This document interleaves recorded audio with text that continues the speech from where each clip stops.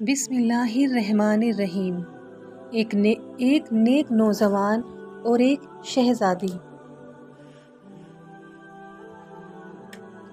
دوستو، ایک بستی میں ایک نوجوان رہتا تھا۔ اسے کبھی کبھی ایک ٹائم کا کھانا بھی نصیب نہیں ہوتا تھا۔ اس کے پاس پیسہ نہیں تھا، مال و دولت نہیں تھا، غریب تھا بیچارہ۔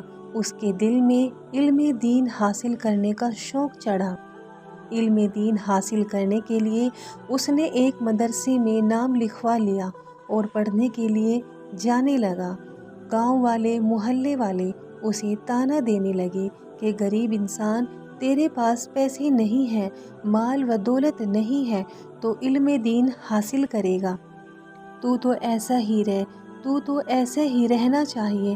میرے عزیز دوستو، آج کل ہوتا ہے نا، محلے میں اگر کوئی پڑھائی اچھی کرتا ہے یا کوئی کام اچھا کرتا ہے تو لوگ حسد کرنے والے ہو جاتے ہیں، لوگ جلنے والے ہوتے ہیں، جلتے ہیں۔ خیر، جب محلے والے اسے زیادہ طعنے دینے لگے تو وہ جنگل میں نکل گیا۔ جنگل میں اس نے ایک جھونپڑی بنائی اور اسی میں اللہ تعالیٰ کی عبادت کرنے لگا۔ اسی میں پڑھائی بھی کرتا تھا، دن میں مدرسے جاتا اور رات میں اللہ تعالیٰ کی عبادت کرتا۔ ایک مرتبہ ہوا یہ کہ بادشاہ کی بیٹی جنگل گھومنے کے لیے نکلی تھی، راستہ بھٹک گئی۔ اس کے جو خادم تھے وہ بھی راستہ بھٹک گئے۔ لڑکی کہیں اور گئی، خادم کہیں اور گئے۔ گھنا جنگل، جنگل میں جانور بھی ہوتے ہیں۔ لڑکی بھٹکتی بھٹکتی وہیں پہنچی جہاں پر وہ نوجوان رہتا تھا، پڑھائی کرتا تھا، اپنی جھونپڑی میں رہا کرتا تھا۔ وہیں پر وہ لڑکی پہنچ گئی۔ رات کا وقت ہو رہا تھا، شام ہو گئی تھی۔ لڑکی نے جب دیکھا کہ یہاں پر ایک جھونپڑی ہے تو وہ وہاں پر گئی۔ جانے کے بعد دیکھا کہ وہاں پر ایک نوجوان بیٹھا ہوا ہے۔ اس نوجوان سے رو کر کہنے لگی کہ میں راستہ بھٹک گئی ہوں اور یہاں گھنا جنگل ہے، جانور بھی ہیں، آپ اپنی جھونپڑی میں مجھے ایک رات کے لیے رکھ لیں۔ نوجوان کو اللہ تعالیٰ کا خوف اس کے دل میں تھا، اللہ کا ڈر اس کے اندر تھا۔ اس نے سوچا کہ بات تو یہ صحیح کہتی ہے، گھنا جنگل ہے، جانور بھی بہت سے ہیں، اور یہ بھی حقیقت ہے کہ ایک ہی جھونپڑی میں ایک ہی کو رہنا ہے، دونوں ایک کمرے میں رہیں گے، دروازہ بھی بند کرنا پڑے گا، یہ کیسے ہو سکتا ہے؟ لڑکی رونے لگی، کہنے لگی اگر میں باہر رہوں گی تو جانور مجھے کھا جائیں گے، میں راستہ بھٹک گئی ہوں، اللہ کے لیے مجھ پر رحم کریں۔ نوجوان نے کہا ٹھیک ہے۔ اس نے اپنی کٹیا میں، اپنی جھونپڑی میں اس لڑکی کو جگہ دے دی۔ اس نے لڑکی کو اپنے بستر پر لٹا دیا اور خود زمین پہ پڑھائی کرنے لگا۔ کافی رات گزر گئی۔ لڑکی نے کہا سو جاؤ، یا رات بھر آپ ایسے ہی پڑھائی کرو گے؟ تو اس نوجوان نے لڑکی سے کہا تم سو جاؤ، ہم ایسے ہی پڑھائی کرتے رہیں گے۔ لیکن لڑکی دیکھ رہی تھی کہ لڑکا پڑھائی کر رہا تھا، ساتھ میں چراغ جل رہا تھا، اور تھوڑی تھوڑی دیر کے بعد وہ اپنی انگلی چراغ میں دگاتا جہاں پر آگ جل رہی تھی۔ جب انگلی جلنے لگتی تو ہٹا لیتا۔ پوری رات ایسے ہی کرتا رہا، انگلی کو چراغ میں جلاتا رہا۔ اس کے ہاتھ جل گئے، چھالے پڑ گئے۔ جب صبح ہوئی تو اس نوجوان نے کہا کہ اب تم یہاں سے نکل جاؤ، اب صبح ہو گئی ہے، اجالا ہو گیا ہے۔ اتنی دیر میں کیا دیکھتی ہے کہ لڑکی کا باپ جو بادشاہ تھا وہ بھی وہاں پہنچ جاتا ہے اور خادم بھی وہاں پہنچ جاتے ہیں، بادشاہ کا وزیر بھی وہاں پہنچ جاتا ہے۔ لڑکی کو دیکھتے ہی بڑا خوش ہوتے ہیں، کہتے ہیں بیٹی رات تو نے کیسے گزاری، کہاں تھی؟ پوچھنے لگے باپ تو باپ ہوتا ہے، اس کو تو فکر ہوتی ہے کہ اگر اس کی لڑکی اگر ایک دن بھی غائب ہو جائے، ایک رات بھی غائب ہو جائے اور نہ گھر پر آئے تو عجیب عجیب سے خیالات آتے ہیں۔ تو لڑکی کے باپ نے کہا بیٹی کیا ہوا؟ تو اس نے کہا کہ ایک نوجوان لڑکا ہے، اس نے مجھے حفاظت کے ساتھ رکھا۔ تو اس کا باپ بولا کہ تم بات صحیح کہہ رہی ہو، ہم تو مان لیتے ہیں، لیکن شہر والوں کو کیسے بتائیں گے کہ بادشاہ کی بیٹی ایک نوجوان کے ساتھ پوری رات رہی ہے؟ مجھے برداشت نہیں ہوگا بیٹی، میں تو مر جاؤں گا۔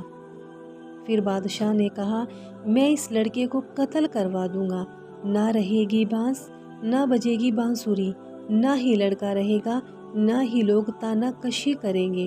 خدا نہ خواستہ اس لڑکے نے بھی کبھی اپنی زبان دے دی کہ بادشاہ کی بیٹی میری ہی جھوپڑی میں پوری رات میرے ساتھ رہی ہے، ایسی زبان اس نے کھول دی تو ہم تو کہیں منہ دکھانے لائق نہیں بچیں گے، ہم تو خود مر جائیں گے۔ بادشاہ نے جلادوں کو حکم دیا کہ اس کو قید کر لیا جائے اور دربار میں پیش کیا جائے۔ لڑکی لاکھ منتیں کرتی رہی کہ یہ ہمارا محسن ہے، ہمارا رہبر ہے، ہمیں اس نے جگہ دی، اس کو معاف کر دو، لیکن بادشاہ نے ایک بات نہ سنی۔ جب قتل کرنے کے لیے جلاد لے جا رہا تھا تو لڑکی نے کہا بادشاہ سلامت، ایک بات میری سنیں، میں پردے کے اندر رہوں گی اور اس نوجوان سے میں ایک بات پوچھوں گی۔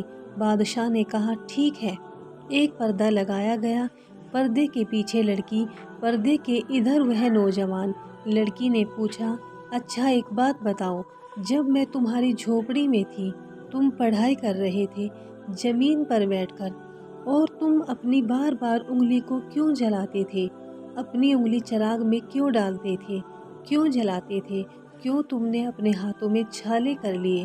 نوجوان کہتا ہے میں نے اس لیے اپنے ہاتھ کو چراغ سے جلایا کہ ایک طرف تو میرا نفس بھڑک رہا تھا، شیطان مجھے بھڑکا رہا تھا، جہاں مرد اور عورت دو اکیلے ہوں وہاں پر شیطان ہوتا ہے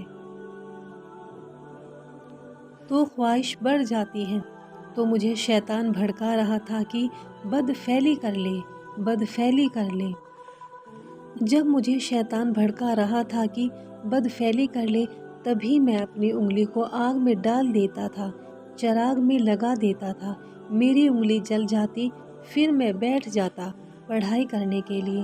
پھر کچھ دیر کے بعد یہ شیطان بھڑکاتا، پھر میں اپنی انگلیوں کو آگ میں لگاتار ڈالتا رہا، اسی طرح سے صبح ہو گئی۔ بادشاہ نے جب یہ سنا تو بادشاہ نے کہا اس کو رہا کر دو، یہ تو اللہ تعالیٰ کا نیک بندہ ہے، اس کو ہم ختم کرنے جا رہے تھے، یہ تو اللہ تعالیٰ کا ولی ہے۔ بادشاہ نے حکم دیا کہ اسی کے ساتھ میری بیٹی کی شادی کی جائے۔ بادشاہ نے اس لڑکے کے ساتھ اپنی بیٹی کی شادی کی اور حکم دیا کہ میرے بعد یہی لڑکا میری سلطنت سنبھالے گا، میرے بعد یہی لڑکا بادشاہ بنے گا۔ اس نے اپنا داماد بنا لیا۔ پھر وہ لڑکا اس محلے میں جاتا ہے جہاں اس پر تانا کسی کی جاتی تھی، جہاں کا رہنے والا تھا، لوگ اس پر تانا کسی کرتے تھے، غریب ہے، تیرے جسم پر کپڑا نہیں، تیرے پاس پیسہ نہیں ہے، تو علم دین حاصل کر کے کیا کرے گا؟ تو نوجوان وہاں گیا اور کہتا ہے کہ علم دین حاصل کر کے مجھے یہ مقام ملا ہے، کیونکہ میں جانتا تھا کہ علم دین جو حاصل کرتا ہے اسے اللہ تعالیٰ بہت بلند والا مرتبہ عطا فرماتا ہے، اور آج علم دین سیکھنے کی جو برکت مجھے ملی ہے کہ بادشاہ نے مجھے اپنے بعد خود بادشاہ بنا دیا، اپنی بیٹی سے نکاح کروا دیا، اتنا بڑا رتبہ، اتنا بلند مرتبہ کیسے حاصل ہوا؟ اس لیے کہ اللہ تعالیٰ کی عطا سے اور علم دین کی برکت سے ملی ہے۔ تو آج مسلمان اپنے بچوں کو نہیں پڑھانا چاہ رہے ہیں، سوچتے ہیں کہ کیا کریں گے علم دین حاصل کر کے۔ سدھر جاؤ مسلمانوں، ضروری تو نہیں کہ تمہارا بیٹا مسجد میں ہی امامت کرے، دین کی خدمت کرنا ہے، اس لیے نہیں کہ ہمارا بیٹا دین حاصل کر کے دنیا حاصل کرے گا، مال و دولت کمائے گا، مال و دولت کمانے کے لیے بہت سے راستے ہیں، اس لیے دین پڑھاؤ